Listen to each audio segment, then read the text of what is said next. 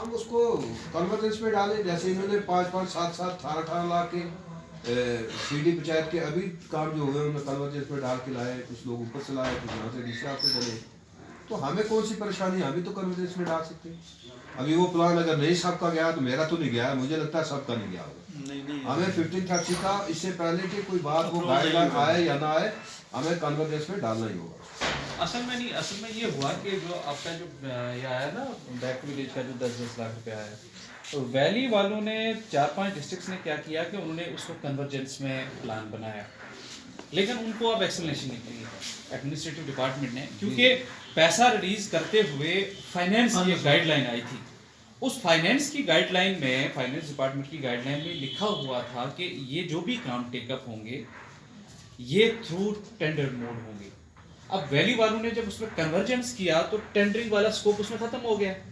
तो अब सुना वहाँ पे तो एक्सप्लेनेशन वगैरह कॉल हुई है कि आपने इसको इसमें कैसे कन्वर्जेंस में किया, जबकि गाइडलाइंस क्लियर थी कि you have to take all this plan under tendering mode.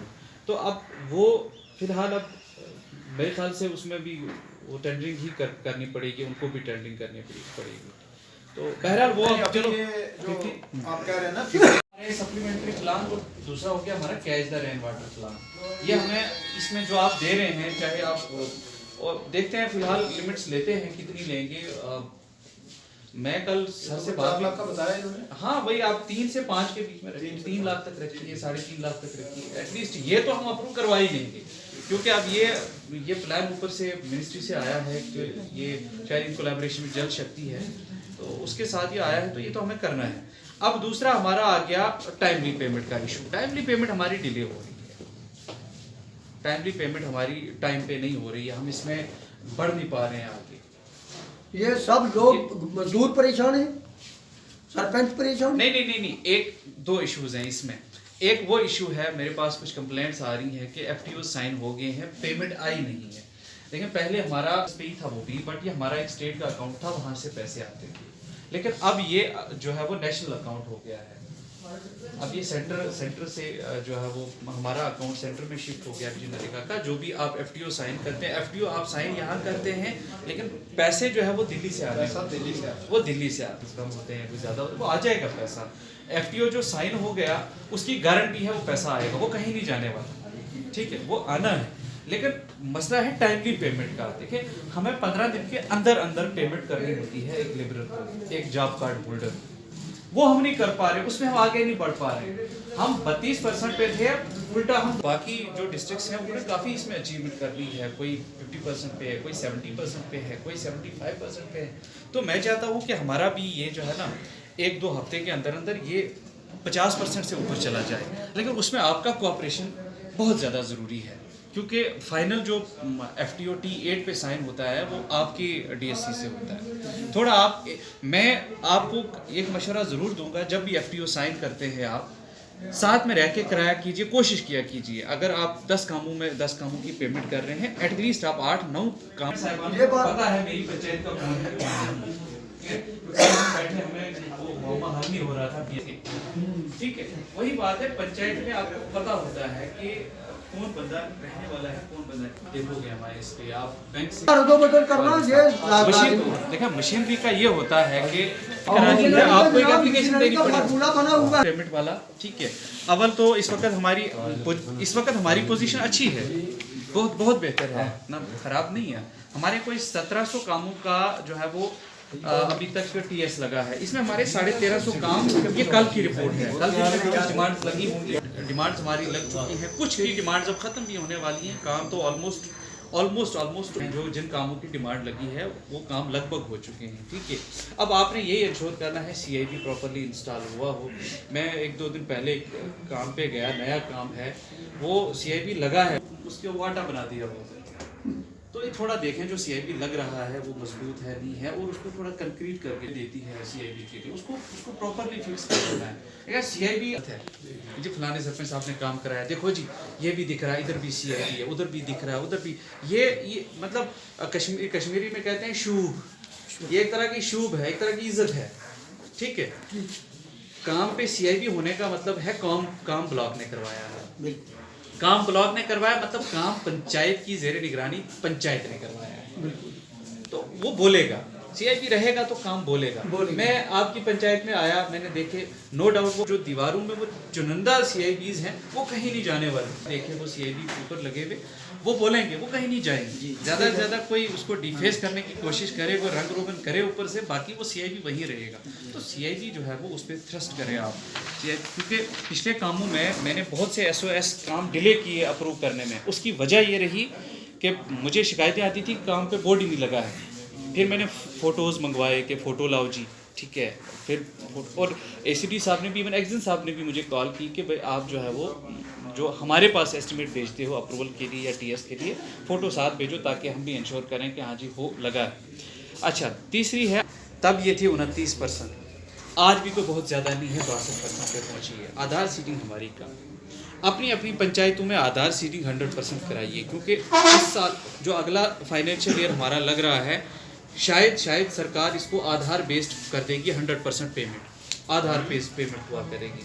और आधार बेस्ड पेमेंट का सबसे बड़ा लाभ ये है, रिजेक्शंस नहीं होते हैं जी, वैलिड अकाउंट दे दो, ये करो वो करो, तो वो खाता फिर खत्म हो, चाहे वो एसबीआई का हो, रूरल बैंक का हो, जेके बैंक का हो, जो उस आधार नंबर के साथ आधार नंबर होगा ना। बिल्कुल, जब आधार की मीटिंग करते हैं। मगर मसला ये था, इलेक्शन था, मैंने सोचा ये पॉलिटिकल इश्यूज उस वक्त थोड़ा था भी, नहीं उस वक्त तो था ही। बिल्कुल। एक तो शेलिंग भी हो रही थी ना, लगा बाढ़ में शेलिंग की वजह से। मेंढर में इलेक्शन थोड़ी आता, मेंढर में अखाड़े की दंगल होती है, ठीक है, अच्छे खासा इलेक्शन होता है।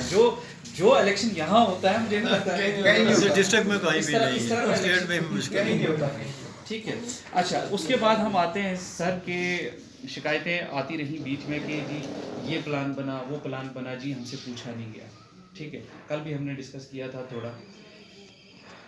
एक तो हमारा जो सीडी पंचायत का प्लान है इस बार बना ही नहीं, इधर ये आया कहाँ से बोला, ठीक है। पिछले साल जो गया था वो भी अप्रूव होकर नहीं आया। गया जो आया अब कहीं पता चला कि सीडी पंचायत में नहीं आया होगा, मगर इधर नहीं पहुंचा के आप बना के दे दो। बात तो वही है कि पंचायत में नहीं ना आया, पंचायत में नहीं है, वो अवाम में आया। जो पिछले साल गया था, जो पिछले साल कोई 10 या 11 लाख का प्लान गया था, वो भी नहीं आया कि आप एग्जीक्यूशन कराओ उसके अलावा आए हैं। अब कोई उसके अलावा आए हैं, बिल्कुल, जिनके साथ अब टेंडरिंग वाली वो आ गई है, डायरेक्शंस आ गई हैं कि टेंडरिंग के बगैर नहीं करना है। हालांकि ऑनगोइंग कामों के लिए हमने फिर मैंने डी साहब से तब आपसे डिस्कस भी किया था, मैंने डी साहब से बात की थी, मैंने कहा जो काम ऑलरेडी ऑनगोइंग है हमारे 4-5 काम, उनमें अब ऑनगोइंग काम में जो 20-30%, 40% भी हो गया है, उसमें हम कैसे टेंडरिंग करेंगे आज? मतलब थोड़ा मुश्किल है ना ये, अब टेंडरिंग नहीं कर सकते हैं उसमें, फ्रेश काम जो भी है। लेकिन अब पेमेंट वाली गाइडलाइंस में है जी, आप टेंडर पर की पेमेंट करिए। आप ऐसे जो मैनुअल या पंचायत लेवल पे जो काम टेकअप किए हुए हैं उनकी पेमेंट मत करिए। अब वो एक बात तो जा भी नहीं सकते हैं। अब बीएडीपी का जिन दिनों में यहाँ आया अगस्त में, इस बार इन्होंने बीएडीपी की भी गाइडलाइन जो है सरकार ने चेंज की है। पहले 1.5 लाख का काम भी टेकअप होता था, लेकिन अब ये है कि जो भी बीएडीपी में काम टेकअप होगा वो 10 लाख से ऊपर का होगा, ठीक है। अब बाकी प्लान तो मे भी डिस्ट्रिक्ट लेवल से बना हो, लेकिन हमसे एक रोड मांगी गई थी, वो बीडीसी मैम ने कोई रोड दी है, वो शायद 3-4 पंचायतों को कवर करेगी वो रोड, किसी जगह इधर ही कहीं दी है आगे पीछे। कौन सी रोड है वो याद है आपको? वो दी है सर टूटा, यानी वो 3-4 पंचायतें उसमें आ जाती हैं। वो कोई 10 लाख की रोड, वो अब जो नेक्स्ट अगर आया ये 10 लाख कम है नहीं, उसमें 10 लाख की लिमिट मांगी हुई थी। अब एस्टिमेट कितने का बनेगा वो तो ज़्यादा भी जा सकता है, कम भी आ सकता है, तो बाद में टेक्निकल वाले देखेंगे कि उसमें पैसा कितना लगेगा।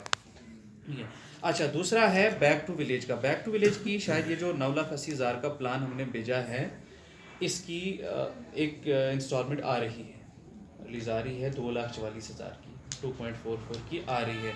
अब उसमें मैक्सिमम हमारी पंचायतें हैं जिन्होंने पीएचई का प्लान दिया है, पाइप्स का या फिर ट्रांसफार्मर्स। बेहतर ये रहेगा जिन जिन पंचायतों का इस तरह का इशू है, तो ये जो पैसा आ रहा है हम कंसर्न डिपार्टमेंट से, मीर साहब एक दिन आए थे कि मुझे ट्रांसफार्मर की अशद ज़रूरत है, बल्कि एडब्ल्यू को साथ में लेके आए थे इधर। अब एडब्ल्यू साहब को मैंने कहा जी जब तक मेरे पास आएगा नहीं पैसा तो हम कैसे, और पैसा जाना है पंचायत से ही जाना है, जैसे 14th FC की पेमेंट होती है उसी तरह की पेमेंट इसमें भी होगी। अब टेंडरिंग का प्रोसेस, अब उसके लिए मेरे पास कुछ दिन पहले एनओसी के लिए लोग आते थे, तो अब मेरे पास वो खाली सफ़ेद कागज़ लेके आते थे कि आप जी हमें जी पंचायत में हमने टेंडरिंग करानी है, एक दिन आपसे कहते हैं जी लिखवा के लाओ BDO साहब से, लेकिन मैंने उनको वापस भेजा कि आप अपने कंसर्न सरपंच से पहले लिखवा के लाओ, वो आपको साइन करके देगा, स्टैंप लगा के देगा, ठीक है, पंचायत लिख के देगी, जिसको पंचायत अलाउ करेगी वही बंदा उस पंचायत में टेंडर